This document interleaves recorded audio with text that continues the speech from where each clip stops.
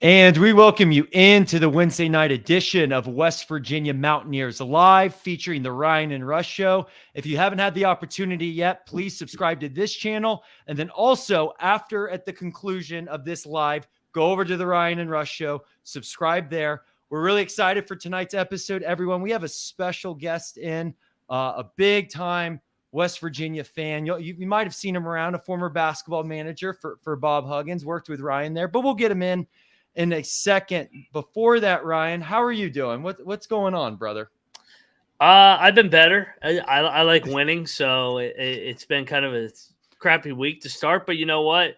It's already Wednesday. The best part about Labor Day opening football weekend is it drags out into Monday. So next thing you know, it's already Tuesday, then Wednesday, and we're kicking football right off tomorrow. So yeah, it's time to get this bad taste out of our mouth and beat the Duquesne Dukes on Saturday night. Yeah, and so we had someone on yesterday on the Ryan and Rush Show. Zach Weiss works for Pittsburgh Sports Now, and he covers Duquesne football up there for them. And we were coming back and forth. And this Duquesne team, I mean, you need to treat every opponent, like they're either Alabama or the worst opponent in the world. But it was just funny. He left it with his score prediction, 35-17. How do you feel about that score of 35-17? It better not be 35-17. But I think it goes to the culture that's already at Duquesne with Jerry Schmidt in his 19th season. Mm-hmm. They've won the Northeastern Conference 7 times. So I think, 7. They've had a lot of success at that level. They've played the big boys. They played Florida State last year. They're not going to be scared of West Virginia. I mean, we saw what Florida State did last year. Then on Sunday night to LSU, they played TCU 2 years ago. So this is a program that's used to playing bye games. They beat Ohio U a couple years ago. Neil talked about that in his presser. This should be an easy game because it's a bye game. But if you don't show up, we've seen over the years so many times where whether it was North Dakota State knocking off both Iowa schools. If you don't show up at any given Saturday, you can find yourself in a ball game, and then who knows what happens. And we all know what comes next week. And there's no time to be looking ahead, especially the fact that you're already 0-1. Let's take things a step back, Ryan, because if all goes according to plan, I'm not trying to jinx anything, but should be 99.999% a win for West Virginia. Should be 100, but I guess you can't 100 any of that. So Penn State, we held with them, man. It was ours if we wanted it. I don't think we wanted it in the fourth quarter. A lot to take away from that game. On the positive side of things, I do think this is a better squad than last year. They showed promise. They showed promise against the number 7 Penn State team who's going to have guys playing on Sunday next year. And it's not just a couple. They may have a couple just in the first 10 picks, but there will be guys playing in Penn State, in the NFL next year from Penn State. Happy Valley, open up on the road. It's a tough environment. But a couple things, man, is one, our secondary, lots of improvement needed. Neil Brown talked about it in his press conference, is we got to get guys to where the ball's going. We got to stay on top of guys. We have to do better. It's like, no kidding. We have to do better. But yes, especially the secondary. Another concern, or kind of a concern that was going into this season, was the wide receiver core.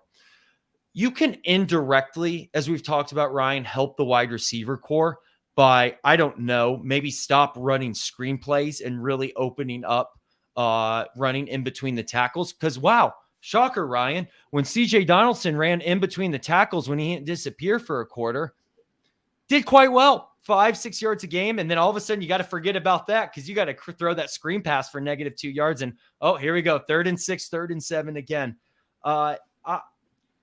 This team, here's my overall takeaway, Ryan, because I know it's Wednesday, it's time to move on to Duquesne, the opponent this week. We have a little bit of fun for the show ahead, especially with bringing our special guest on. But here's my point: is I said this on our instant reaction show Saturday night. I don't know if I felt easier than when that game started. I thought we would at least get a couple questions answered, but when it comes down to the nitty-gritty, when it comes down to, okay, they've missed 2 field goals. Okay, even one of those touchdowns could have been an interception. Okay, you are where you need to be, West Virginia. And they just don't hit the gas. They're like, okay, let's ease up. Let's settle into this. And it's just troubling. And I've said this before. It's just the problem with Neil Brown is he doesn't get out of his way, but he's also nice guy Neil, right? Sometimes he's just too nice. You got to put that foot on the pedal and go. Yeah, they left a lot of plays out on the field. There's no doubt about it. I mean, we keep talking about the dropped interceptions, that you got to have those in a game where you're playing number 7 and a team with a bunch of NFL pros on it. You got to find a way to make those plays. A couple drives stalled out. I thought we had some shots downfield, whether it's Devin Carter, but just didn't make the plays. And then you mentioned a couple. I didn't think Neil's rhythm as a play caller was very good. No. You run for 5-6 yards on first down, then you throw a wide receiver screen that's very slow developing. On the positive, though, man, this team's got an identity from the offensive line standpoint. Zach Frazier's a man. We keep talking about that. He was blowing guys off the line into the end zone on that touchdown run earlier in the game. C.J. Donaldson, he's an unbelievable athlete, talent when he's on the field. Goes for 15 and 81, 4.5 yards of carry. And then this dual threat's a real thing with Garrett Green. He went for almost 75 yards on the ground. He's able to extend plays. He's a tough you-know-what, and he's a gamer. Now, we could talk about what his ceiling is, but in the end, in this Big 12 that we'll touch on the show, because it was not – West Virginia did not have the worst Saturday in the Big 12, not even close. Some of these other Big 12 schools, it's a funeral on Monday for them. So I don't know. I'm going both ways where we always say it, somewhere in the middle, where it's not as bad as it seems, but it's not as good as it seems. So this is a big week headed into the – I mean, this is not a big week. It's a get-right week. But it is a big week in terms of getting right. Yeah. It's a get-right week. Absolutely. Yeah. It's an important week practice-wise to get better. They're going to win on Saturday. But the following week's the season. We've been saying it for 4 months. So, and shout out to the chat. It's absolutely lit in the chat right now. It's on fire. So thanks for stopping by on a Wednesday night, guys. Yeah, we got some Oregon State fans in there, and hey, Beavers, keep it going. It's you got the short end of the stick. I don't know why a conference would want Stanford and Cal over you and Washington State. Hey, if there's definitely room in the Big 12, you fit our culture well, and we welcome you and would love to have you. But kind of closing up Penn State, Ryan, because there's no need to beat a dead horse. My last couple points are back to the whole Neil Brown thing is you got to go for that 3 points. You got to get points when you can get points. Yeah. And most importantly, overall, whether it's play calling, whether it's personnel, whatever the decision that goes into being a head coach, just feel the moment. Just feel it. And what's it telling you? Because that's the thing is I think a lot of the moments he's tried to force or it's just he thinks this way. Oh, we game plan this way, so we have to execute that way. So thank you to you, Connor Johnson. We appreciate your support. But you and me, we want West Virginia to win. We want West Virginia to be national championships. We want Neil Brown to do great and do amazing things and be our next coach for 10, 20 years. It's just here we are. So here we are. It's opportunity to clean up against Duquesne and then the enemies from up north. We know that's basically the season, careers. That's everything on the line when Pitt comes to Morgantown September 16th. But I digress, Ryan. Any final thoughts for you with Penn State and how they need to approach this Duquesne game? They desperately, we talked about the bad from the game in our good, bad, ugly segment over on the Ryan and Rush show.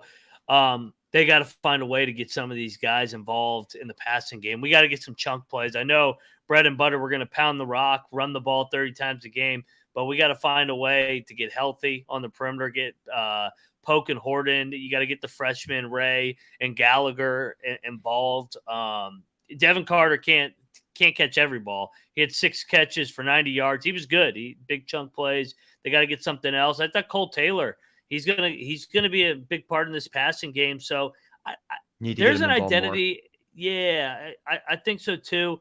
There's an identity to this team, and I think this thing is more glass half full than the vibe around Morgantown, the state of West Virginia is.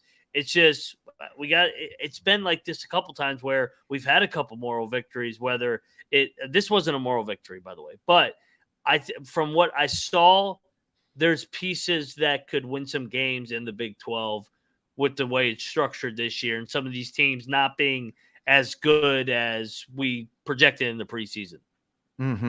A couple interesting comments here, Ryan. Kelsey says, what Kenny forgets is in the first 3 years, Neil had COVID, NIL, Dana's under recruiting to deal with the sabotage that sabotaged him badly, and goes on to say that makes it more like year 3 to me. His recruiting the last 3 years speaks for itself. No one disagrees with Neil the recruiter, but here I'm gonna Kelsey, I'm gonna say things from the other side of things. Chris Kleinman, the Kansas State head coach, came in at the exact same time Neil Brown did. What's going on there? So I know a little different area, different culture, sure, but I mean, look what we're seeing. Dykes. Duke. Look at Duke. Sonny Dykes. Look at Duke. They just killed Clemson. What? It's a year 2 for him. I mean, here's the thing. You're in West Virginia, and I will say the tough thing about being in West Virginia is the recruiting poll. I do agree with you there. You're recruiting against Pitt, Penn State, Maryland, Virginia Tech. Like it is. We're in a little tough area, and it is a tough state. But you got to get it done. You have to get it done. It has to be better than this, because here's what we're talking about. We're not saying Neil Brown's the worst coach in the world, because he's not. There's way more worse coaches out there, but he's just never buttoned up. You could look at his whole career, and it seems like every play or two, like there's a couple plays a game that's just left out there. And that's why you have him, 22 and 25, 26 now, 3-4 games. Now. 4 games under 500. He's just, it's not buttoned up. And like I said, we're cheering for the guy. We really have nothing personal against him. No, I don't think he has a bad bone in his body, but maybe you need a bad bone in your body to be a football coach. Yeah, and I know that what Kelsey's saying about basketball getting a lot of the Country Roads trust, that's because they've won. I mean, they threw a lot of money at JT Daniels. That didn't work at all. I mean, that was bad. He didn't even make it through the season. He's back at Rice. And like you said, Neil Brown's not a bad football coach. Maybe he's not the right fit here. He's going to get the season. He still has time to turn around. But the reality, he's 22 and 26, and he's 14 and 21 in Big 12 play. That's not good enough when you're making that amount of money. Iowa State's another example. Matt Campbell finally had a down year, but they were in the Big 12 championship a couple years ago. West Virginia's a way better job than Iowa State. It's not even close. And we got to find a way to win. It's the excuses are done. We're all pulling for them, and the days of we're close are over. I mean, you're in year 5. I never really was a fan of the Trust to Climb slogan. Narrative. I thought it was basically accept losing while we're mediocre. Like I'm not about that. I'm about we're gonna win tomorrow, we're gonna win the next day, and we're gonna get this thing built. I wasn't a big fan of the Trust to Climb in the way that they continuously embrace it. I thought that set a bad tone, honestly, from the beginning. Trust to Climb. I never got that. And then they ditched it after year 3 because it was not getting any better because it was mediocre. Sorry to go on a little rant there. No. Go on the rant it up, Ryan. It's kind of funny too, because I don't know if it's still up there, but I've done the tour of the kind of the practice facility for football where they built, and they had lettering everywhere, Trust the Climb. And it's like, were you planning? Even if you trust the climb and say you ascend, you get to the top, you still don't want Trust the Climb on your walls. Like, how much money went into putting all this up there? And whether it works out or doesn't work out, you have to take it down in a couple years anyway. Why not be the top? Like, and I get it. And Kansas is another one. I mean, if Kansas can get it going in the right direction, they have no money. They just have they got the right coach in there, and they've recruited the right blueprint of guys, and they got a system. The problem is, we're talking about what K-State is. We know what their identity is. They're going to run the ball right down your throat, out-punk you. Iowa State's the same way. Kansas is going to be creative offensively. During Neil Brown's first 50 games now, or 48 games, you can't really point to what their identity is. And that's why they're 22-26. There's no identity. On basketball, flip it to basketball. I know this is a football show. We knew what we were getting during the Bob Huggins era. It was going to be toughness, defense, rebounding. And yeah, we might have had a down year here and there, but we were always going to be in the game. And we were going to be better at the end of the year because we were tougher than everybody. And that's why we won so many top 10 games at the Coliseum. That's why we struggled at home. There's no identity for this program, but I think there might be this year. So it's still to be determined, but there's no, hey, we're going to see 2 to 3 years down. He needs to win now. Oh, he doesn't have a choice. He absolutely needs to win now. It's definitely now or never, or a coach's search is going to begin. And another reason you want to beat Pitt is obviously besides them being our rivals, but if you're not going to make the seat, it's come to that point. If you do not beat Pitt, the buyout is going to happen. I'm calling it right now. It's everything. Yeah. You might as well just, I can't believe start from scratch, because that's what we did in 2019. Everyone was like, okay, it's 2019. Dane is gone. We'll start from scratch for a year. And I get we didn't know that a pandemic was coming, but that's not even an excuse, because Neil Brown did his best year during the pandemic, which I don't know what that speaks to. I don't know how you put that one together, but so be it. But here we are. It's a mediocre work. Just a reminder to everyone, don't forget to subscribe to this channel, but subscribe to the Ryan and Rush channel as well. This channel also is done with the Wolfman, who comes on live 4:00 here and then does the post-game debrief, I guess, Saturdays after the game. Post-game rant. Post-game rant. Oh, we've had the Wolfman on the Ryan and Rush show. We love him to death. Love Wolf. Loves the rant in a good way. When something's on his mind, he lets everyone know, which is what you want, which is what you like, because there's nothing worse than people putting on a show and then really thinking things differently too. So love the Wolfman. We'll love you, Wolfie. Hey, maybe we'll have to do all three of us on one of these episodes sometime. Anyway, Ryan, no doubt. Think it's you have a good night, Kelsey. Thanks for coming on too. You want to bring on our special guest? I think we should. And thank you guys, everybody in the chat. This thing's on fire. Appreciate the communication, and we love interacting with you guys. But yes, coming on West Virginia Mountaineers Live, a member of the Ryan and Rush team, former manager for Bob Huggins, and he's from the great part of the state of West Virginia, Elkins, West Virginia. Big Timber, Nick Haynes. What's up, brother? Not a whole lot. Just doing some studying. How's it going? Doing good, man. Dude, we're doing great, Nick. Nick does our newsletters, Nick Notes. You might have seen him out. Check out our social media. He's a little overdue for one, but hey, we'll cut him some slack. It was he did get into law school, so congratulations, Nick. Reading 100 pages a night, I'm sure, averaging out. So yeah, Nick, what is from the fan side of things, born and raised West Virginia, manager for Bob Huggins, season tickets to the games. You're a diehard West Virginia fan through and through. How do you feel about the current status of this football program? I feel like I'm going to pour a lot of cold water on what you guys just laid out there, but let it rip, Nick. Not too good. I got to be honest. That Penn State game felt eerily similar to the Oklahoma game in Neil's first year. In year 5, it shouldn't look like that. In year 2, it shouldn't look like that.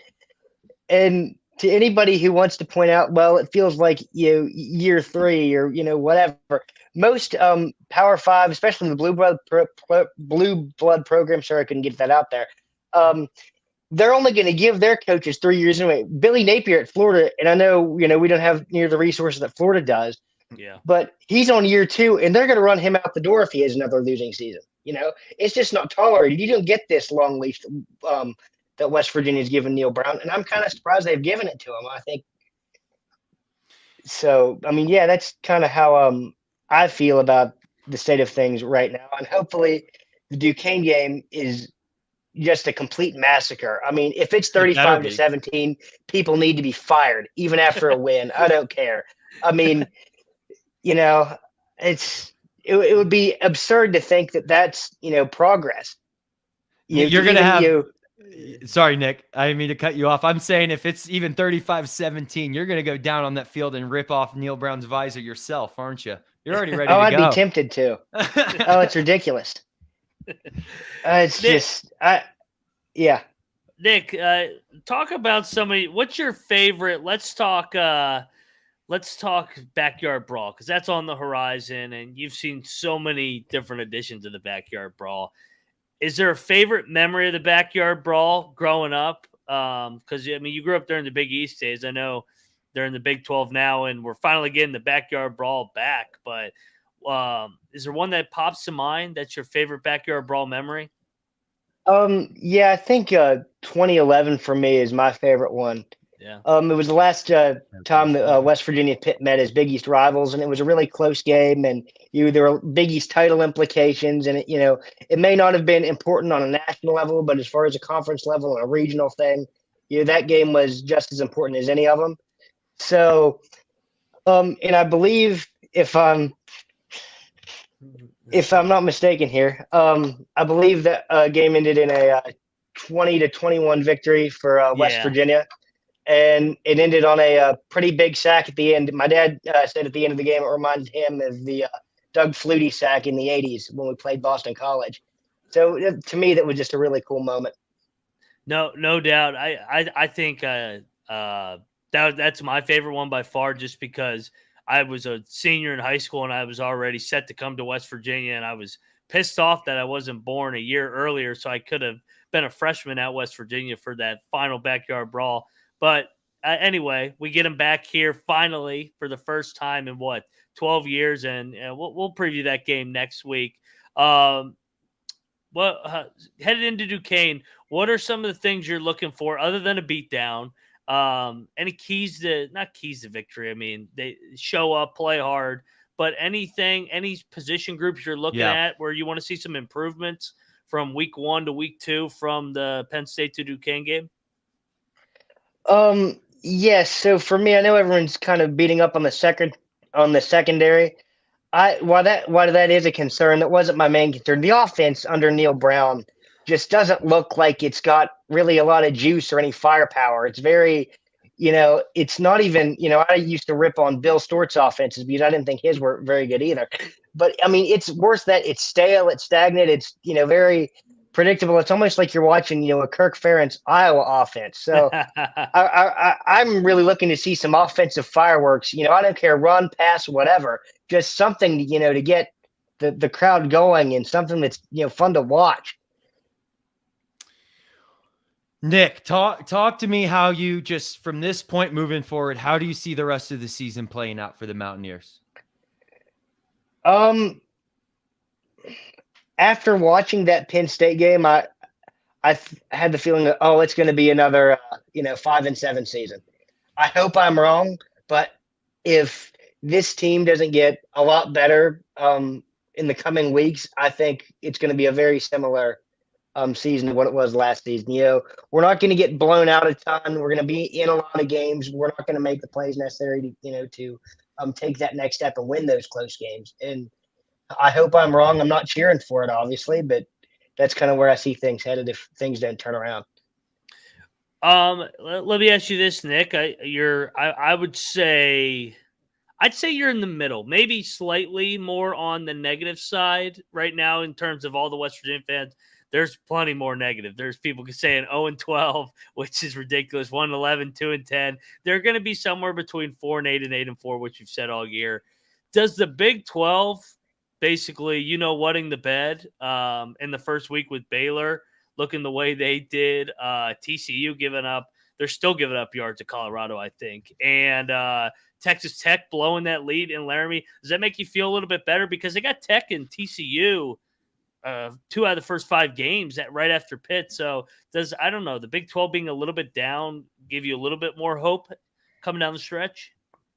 A little bit. The biggest thing for me schedule-wise coming down the stretch is we do have the 4 newcomers, and I do think the Big 12, regardless of who the newcomer is, it's going to be an adjustment. It was for us when we joined the conference. It's going to be different for those guys. Now, the other thing I will mention is Kansas State lost to Tulane last year, and Tulane's a very good team, but it was still a Group of 5 team. So I wouldn't quite, say that. I know Texas Tech lost, but I wouldn't take them lightly at all. I mean, Joey McGuire is building a program that seems to be very good and very competitive up there and has a lot of momentum. So I wouldn't sneeze at that game at all. That one's going to be a dogfight. I agree. Nick, very important question for you. I have 5 coaches I'm going to name off to you, and I need you to rank them in terms of your favorite to least favorite. Number 1, Frank Signetti. Number 2, Neil Brown. Number 3, Bill Stewart.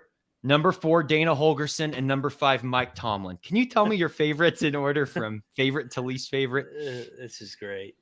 As far as that goes, you might have to. Do you mind listing them off for me one more time? Just okay. Signetti before Neil. What am I trying to say? Not Neil Brown. Before Nealon came, Neil Brown, Bill Stewart, Dana Holgerson, and Mike Tomlin. Had to throw Tomlin in there. I had to. I can't give him Rich Rod and Don Nealon. We know where he's going to put those. Yeah. So for me, number 5 is going to be a surprise, but Bill Stewart. That's the guy. I was never a Stewart fan. Basically from the time he lost to Colorado his first year. That was kind of when I was out on Stewart. After one win, you're done. Yeah. Well, keep in mind before that rush, he lost to ECU 24-3. Yeah. He did. I do remember that with Pat White. No. With Pat White. Yeah. When we were 8th in the country. I mean, you can't lose that game, by 21 points. You can't lose that game at all, but not by 3 touchdowns. And then next would, of course, be Mike Tomlin. Super Bowl champion Mike Tomlin, number 4. Why is that, Nick? Why do you have a problem with Mike Tomlin? Well, he's had success. He's won a Super Bowl, but it's been a very long time since he's won an AFC championship game. And, I just think the message has gotten stale. I think he'd be very good at a Washington or, even, not if they're going to fire a coach, but, Minnesota or maybe a Tampa or, somewhere else. I think he's a very good NFL coach, but I do not believe he's the guy for the Steelers anymore. I feel like it's just the same thing. Yeah, mediocre Mike. Happy with going 8-8-1 or 9-8. As long as they're above 500. He's a great coach, and nobody in the national media will ever attack him. The Tomlin tie? Tomlin tie is as good as a win. Yeah, well, some people in Pittsburgh think that. But and then just people. Number 3. And then the last thing I'll say about Tomlin is people rip on Mike McCarthy all the time but he beat Mike Tomlin in a Super Bowl. And and they have very similar records. And Tomlin never gets the flack that McCarthy does. So no one ever points that out except for Colin Cowherd, I think, did one time, and good for him. So So is it Tomlin the one that got Stewart the job here? Apparently he played a pretty significant role. Okay. Yeah. So you basically, So basically those two are tied. The Tomlin thing, he's hurt West Virginia and the Pittsburgh Steelers for me. So he's done enough damage. All right, number 3, Nick. You got Dana Holgerson, Frank Signetti, and Neil Brown left. Give me Frank Signetti. Of Hall course, of Famer, by the way. Yes, had a very good career at IUP after West Virginia. For That's nuts. me, He left here I and don't. became a college football Hall of Famer. I know, but for me, I don't really. Obviously, I wasn't around for the Signetti years. I've just heard things that my dad and my grandfather have told me. Sure. Um, Son's the from coach what at it's JMU. Could make a great coach at West Virginia. he could. That's a name to keep an eye on, I Kurt. agree. Yeah. I agree. Big time.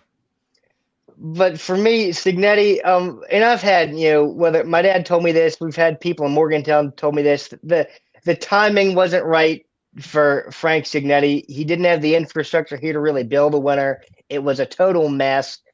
You know, it kind of, just based on what I've heard, it kind of felt like West Virginia really didn't know what to do after Bobby Bowden left, and arguably maybe, according to some people I've talked to, maybe even ran Bobby Bowden out of town. Um, Oh, but worked out great. yeah, so I don't really think it's his fault necessarily. He did recruit some talent in there for Don Nealon to come and right the ship. So Oliver Luck. yeah, I mean Oliver Luck, Daryl Talley, I believe, was one of his guys. So yeah, I mean he had the talent, he recruited well. I just the timing wasn't right, and I just in large part I didn't think it was his fault. I wasn't there. I didn't see the games, but I think if he had the new stadium and some of the advantages that Don Nealon had, it might be a different story.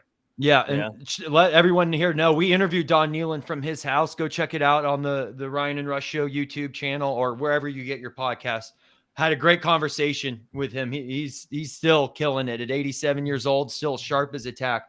Told some great stories. But you're right, Nick. Nealon came in 1980. They moved the field. They got home and away jerseys. It was good timing for Nealon. Obviously, he was a hell of a coach, but who it's one of those, what if Signetti got all of those? How would things turned out? So I totally get from where you're coming from. But all right, you're down to two now, Nick. You got Dana Holgorsen or Neil Brown.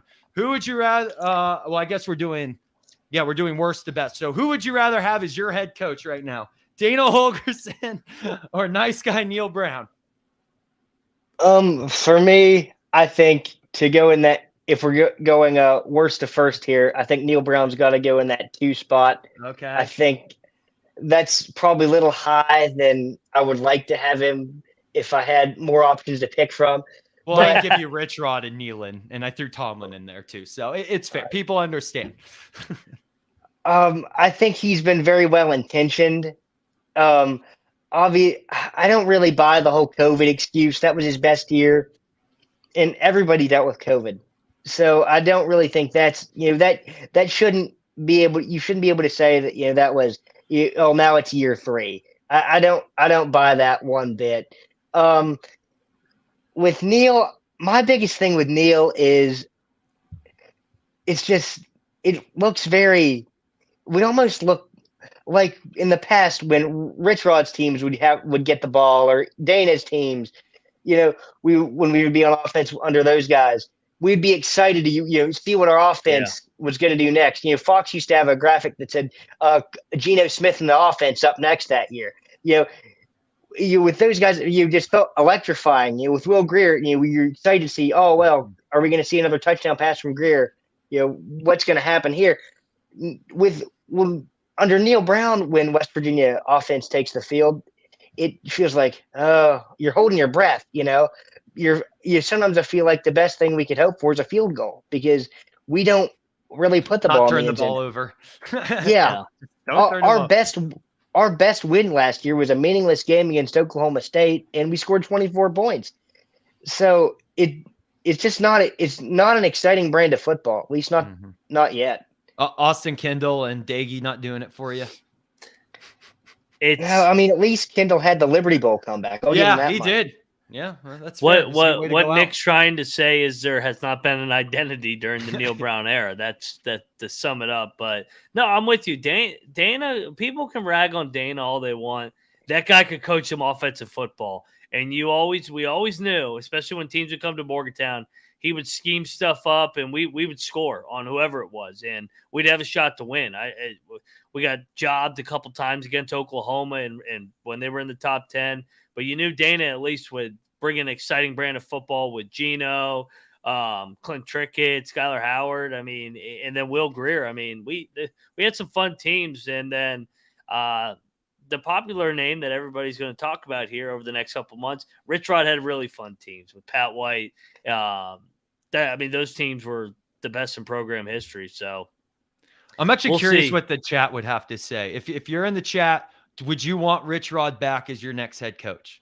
I'm curious. Nick, I'd like to know your opinion on it. Would you want Rich Rod back? I feel like this is a minority opinion, but yes, I would take Rich Rod back.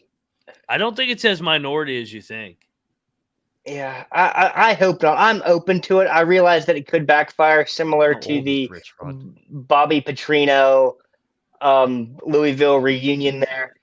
But even then, he was able to bring Lamar Jackson to Louisville. As much as I dislike Lamar and think he's overrated, he was exciting, and they had a good year or two there before it kind of petered out. But so I'd be open to it as far as that goes. Yeah, the chat's agreeing with you. Switch over to basketball. We talked a bunch of football.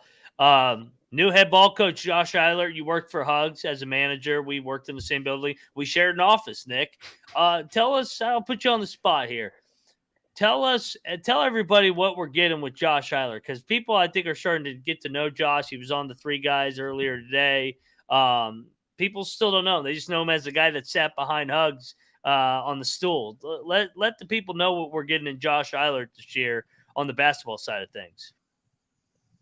Well, Josh is a very smart guy. He one of his best moves was bringing me on as a manager. But all joking aside, Josh is a very smart guy. I think the program is in very good hands. I think he knows basketball. He's what else? Sorry, I'm drawing a blank here.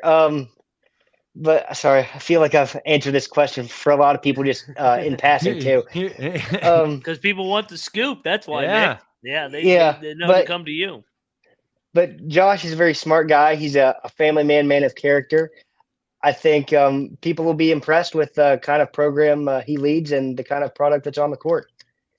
Do you agree that this fan base is going to buy into, and Rush and I have talked about this at length, the underdog role? We kind of talked about it with Penn State, how everybody's rallying behind the football team. I think kind of this basketball program this year, it's going to be an underdog story here, underdog mentality that our fan base will buy into. Do you agree with that, Nick? And honestly, from what I've read and the people I talked to, I feel like it's already starting to happen under Josh. I feel like people are really starting to rally around him and the guys they were able to get in the transfer portal. He and the staff worked very hard on that. So I feel like there's a lot of buy-in, maybe not from Gordon Gee's office, but everybody else seems pretty gung-ho about it. So, we'll see. I think it's going to be a good year. Nick, we really appreciate you coming on, man. We're definitely going to keep bringing you on. You're too much fun. You're a great friend, and the chat absolutely loves you. Let me leave you and ask you this one last question. And it doesn't necessarily mean you make a coaching change. You do. It can be as big or as small as a decision as you want. I love how I went like it's small or as big as a decision you want. If you were the athletic director tomorrow, if you were Ren Baker tomorrow, what are some of the sweeping changes you would do? I know I'm putting you on the spot a little bit. I can give you one example that I can think of.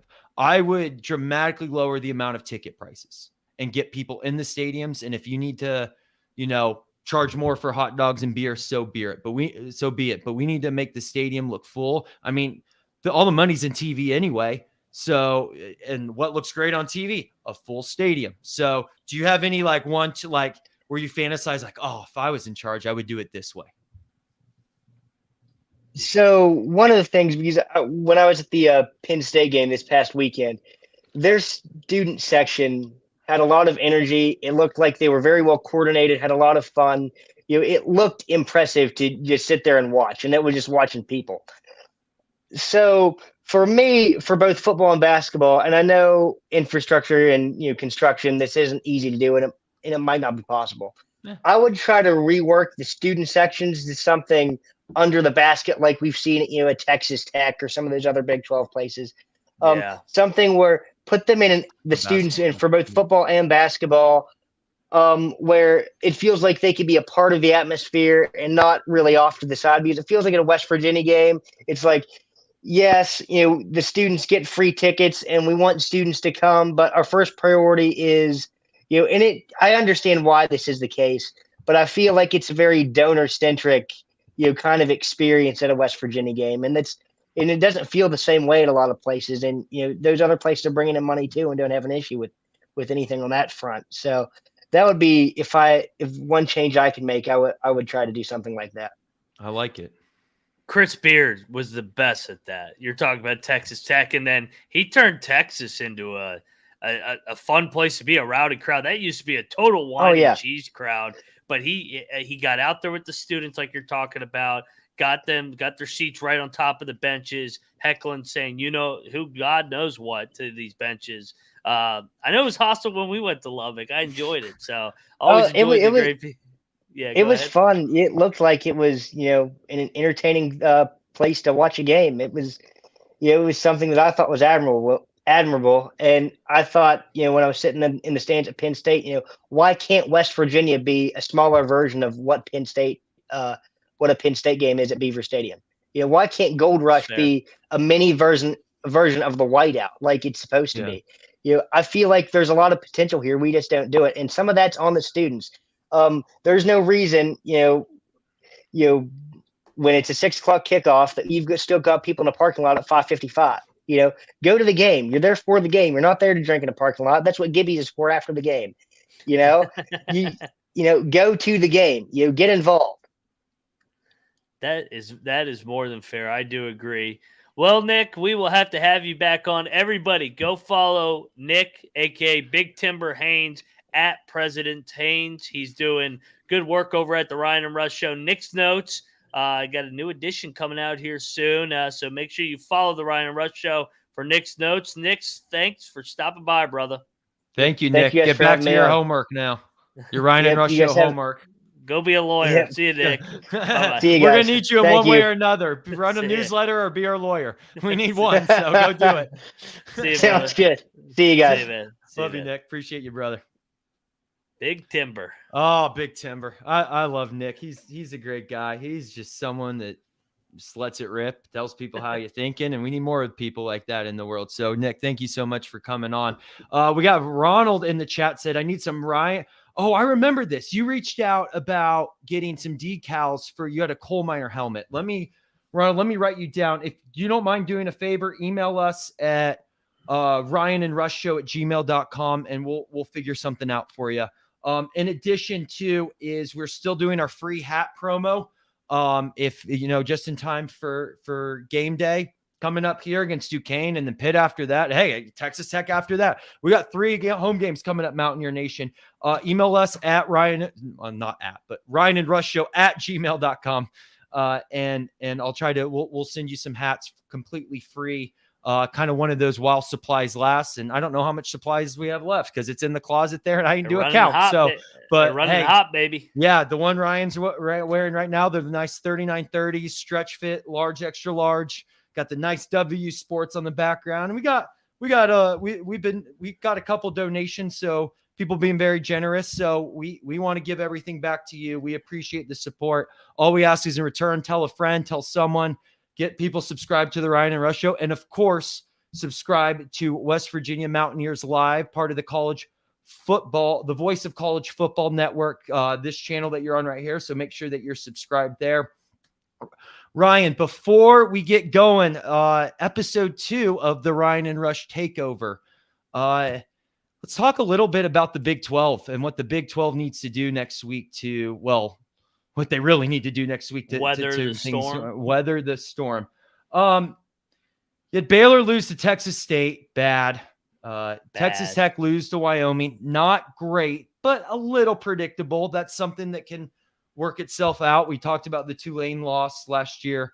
But this is a weekend too, where 2 Big 12 teams, Baylor plays Utah and Oklahoma State plays Arizona State, are playing future Big 12 opponents. And we saw speaking of last week, TCU losing to Colorado, great game. And maybe for the long term, that might be a good thing for the Big 12, get that Colorado brand back just in time to be part of the Big 12. But hey, they're not in the Big 12 right now. And of course, we'd rather TCU win this game. Ryan, a lot of crazy matchups next week. Even the Troy-Kansas State game, Kansas State better be on alert there. What are you thinking? What are you expecting? We know what needs to happen, but how does it happen? I think we're going to see a lot of upsets. I think it's going to be chaos this week. And I know everybody's writing off Baylor. They're not going to win another game. They lost to Texas State, and they're only 7-point underdogs against Utah. That line reeks. I think Baylor's going to put up a heck of an effort and have a chance to win the game against Utah. Same with Texas Tech. They lose at Wyoming. Oregon, they scored 90 points. That line's still only 6 as well. That line stinks as well. I think this is going to be a chaotic weekend. We talked about the you didn't even mention the Cyhawk. Cyhawk, that's another. There's so much going on. You got President Trump in the building. You got the Cyhawk. You got the gambling. I mean, that's going to be Trump's going to that game. Trump's at the Cyhawk Bowl. He'll probably throw some action on the game. I mean, that game's gonna be madness. I mean, that game's always 10-9, and somebody will win on a safety. K-State's got a tricky spot, man. They dropped that game to Tulane, like Nick touched on. Oklahoma, SMU. Yeah, those are both sneaky spots, and teams that run up the score the week before always have this way of kind of laying an egg the next week. So watch out for Oklahoma this week. I could see them being in a ball game against a talented SMU team. Houston Rice, another great game. Houston Rice, that's a tricky spot for Houston. All-out effort against UTSA. Rice got JT Daniels. That line's below 10, so it's going to be a game. Friday night, man. This is not on the hardwood. A spotlight game between Illinois and Kansas on the gridiron. So I'm looking forward to watching that one. Jalen Daniels will be back. Heisman hopeful. So a lot of big time Big 12 matchups. Yeah, man, I think this is a good spot for the Big 12. Oh, man, we didn't even mention Texas and Alabama. I know that's like an SEC. Oh, sorry. I kind of forget about Horns. Yeah. Sometimes it tends to just slip my brain. Yeah, but I Roll Tide. And then you got the UCF guys going out to Boise, the blue turf. Jeez, you got a Big 12 gauntlet on Saturday. Yes. I mean, this is up. I know the Mountaineers play at 6, but man, if you're staying at home to watch the Mountaineers, queue up a second, a third, a fourth TV to get eyes on all these games, man. This is a loaded Big 12. So I can't remember a lineup like this. And Cincinnati plays Pitt. I mean, I keep remembering the games, and I think we should talk about Cincinnati and Pitt right into it. I know I just rambled off like 10 games, but they're all quality games. What's your thoughts on the Cincinnati Pitt game, Rush? Because we play Pitt less than 10 days now. This is a sneaky spot for Pitt here. It is. So there's a couple ways to look at it. First, from the Cincinnati side of things, obviously they played Eastern Kentucky. Obviously there wasn't expectations that Cincinnati was going to lose that game, but I guess there weren't expectations that Baylor would lose to Texas State. Nonetheless, hey, I was kind of down on Emory Jones. I was, because that's someone's floor to ceiling. Could be, He could throw 4 touchdowns to the other team, or he could throw 4 touchdowns to his team, and anything else in the middle can happen. So, hey, he looked pretty good. He looked like he's starting to get things rolling, get his bearings under him. Pitt they better be careful here. It's obviously it's kind of a look ahead spot. I'm glad that we have our Duquesne game this week, and Pitt doesn't. They had it last week against Wofford, but it's this Cincinnati. I'm feeling like, do you know the line in that game? 7.5 keeps it. Went up to 7.5, then came right back to 7. Oh yeah. If it goes back up to 7.5, that hook, I'm all on Cincinnati. Narduzzi doesn't, the style of play that they play, they don't blow teams out. No. And I think that's why it's going to be a war here when we play them here next week. And they're good in the trenches. They're always good in the trenches. They do a good job of recruiting at Pitt. I mean, I can call a spade a spade. They do a good job at Pitt of getting talent into that program over the years. We know the names, Marino, Revis, Fitzgerald.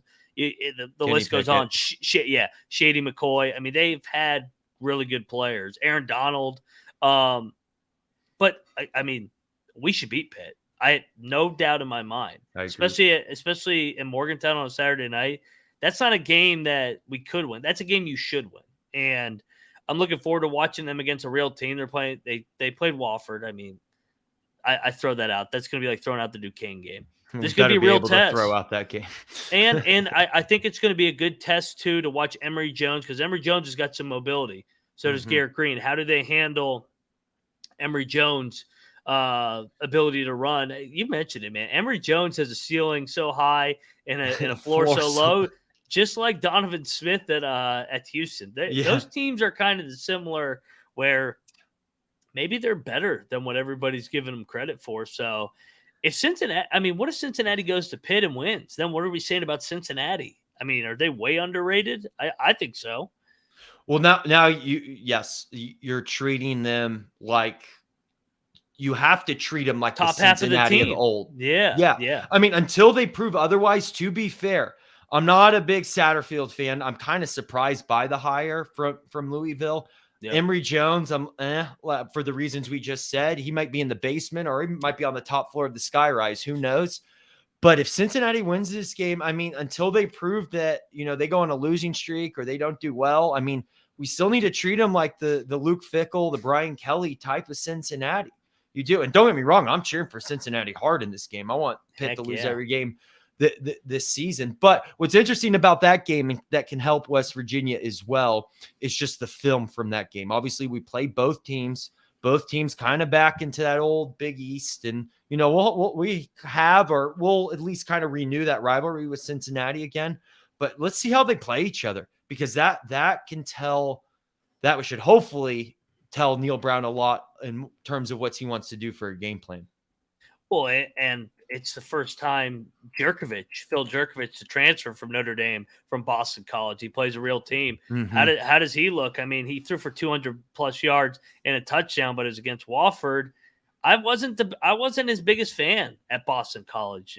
His last year there, just 1,700 yards, 11 touchdowns, 8 interceptions. They didn't win games. Boston College. You want to talk about a team that's fallen from grace? Is Boston College. They are so much for the Matt Ryan days. Yeah, no doubt. That was it. That was their glory. They haven't been anything since then. I mean, they had Doug Flutie. I mean, the Boston College. I mean, it's kind of weird to see this evolution of college football, Ryan, as you had Nebraska. I mean, another collapse that we just saw there. Yeah. You had Boston College. But anyway, not to digress there, but yeah, until proven otherwise with this Pittsburgh and Cincinnati team, we'll see.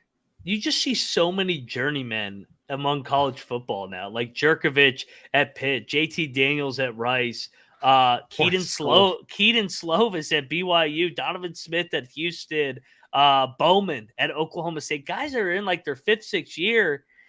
And you know what I'm starting to realize?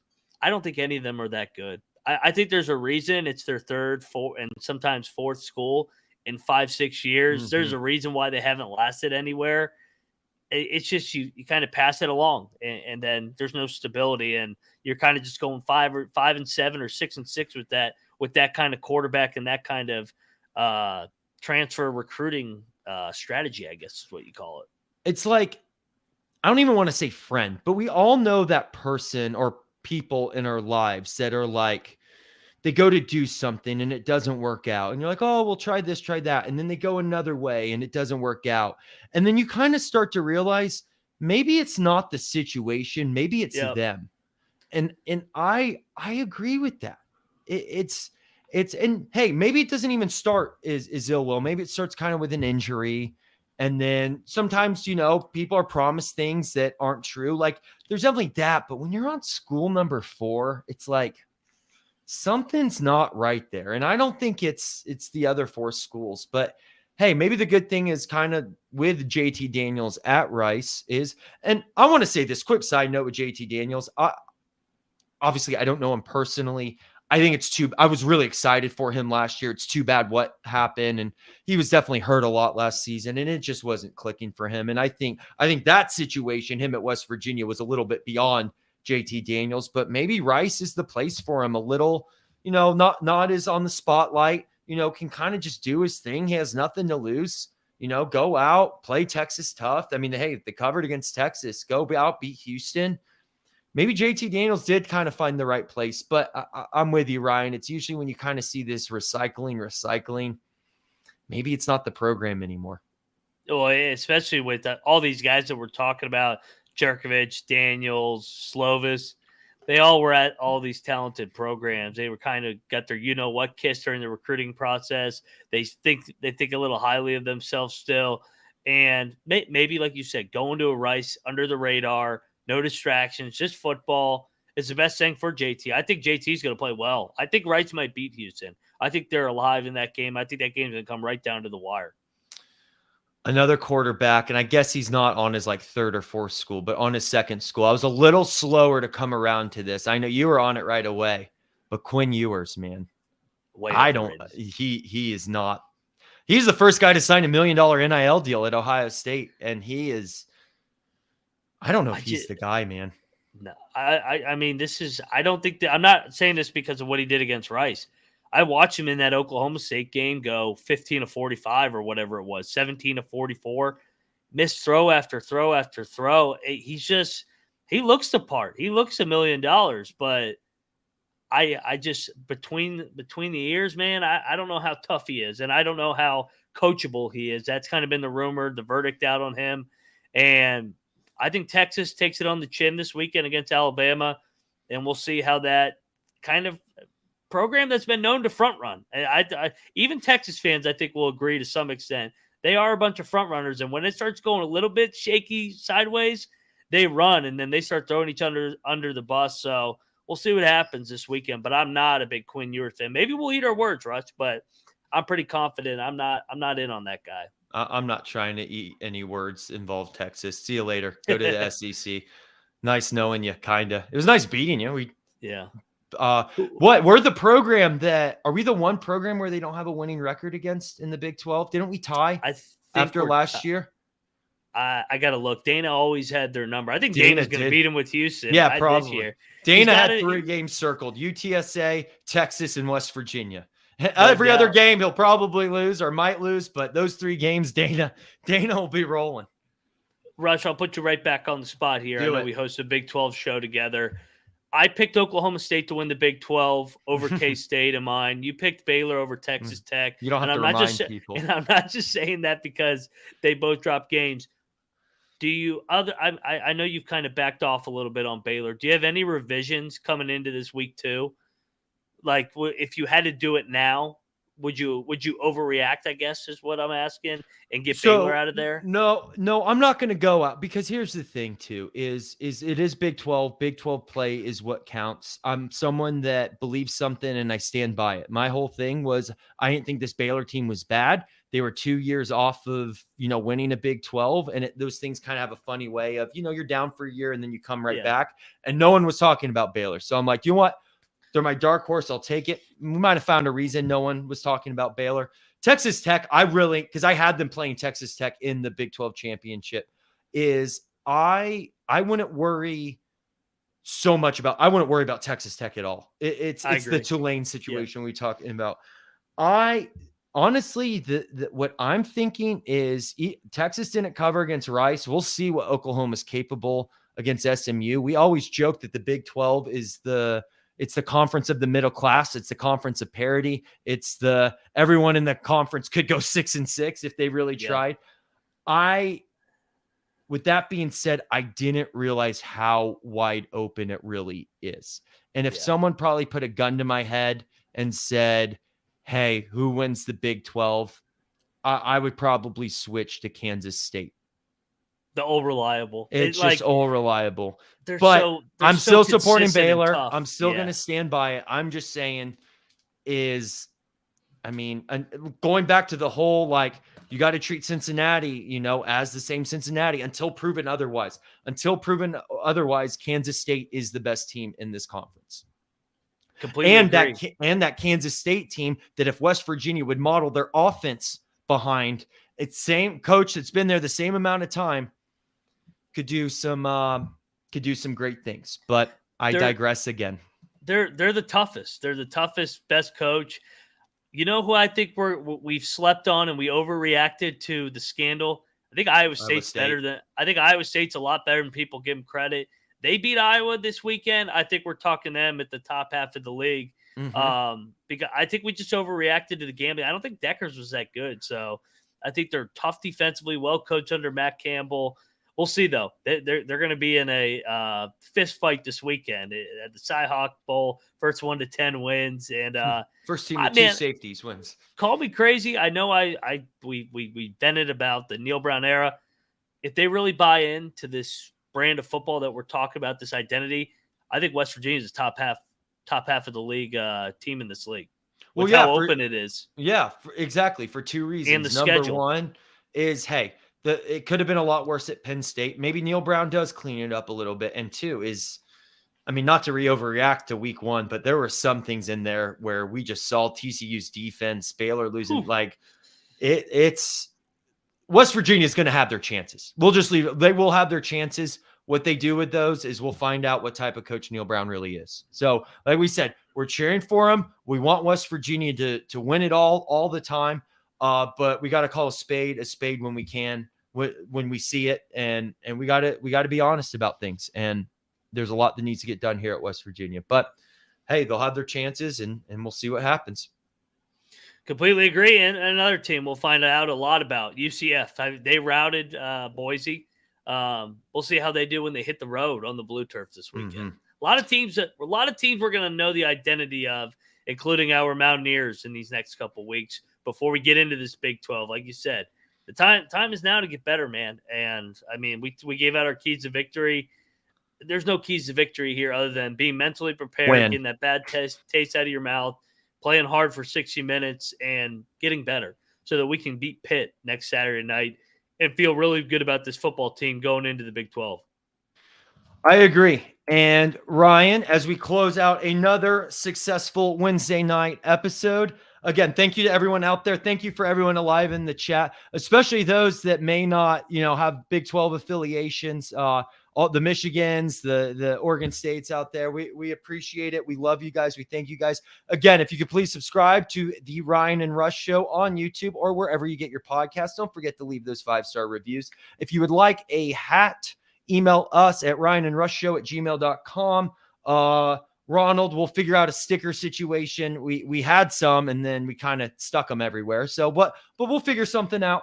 But again, thank you all for your support. You can find me at Rambling Rush on Twitter and Instagram. You can find Mr. Ryan McIntyre, the former video coordinator for Frank Martin. You got to wear your Final Four ring one of these episodes, Ryan. And good old Bob Huggins. Find him on Instagram and Twitter as well at Moneyline_Mac. You can find the at Ryan and Rush Show socials on Twitter and Instagram as well. Again, thank you so much for your support. We will be live again tomorrow at 5:00 on the Ryan and Rush Show station. We are live Monday through Thursdays at 5 p.m.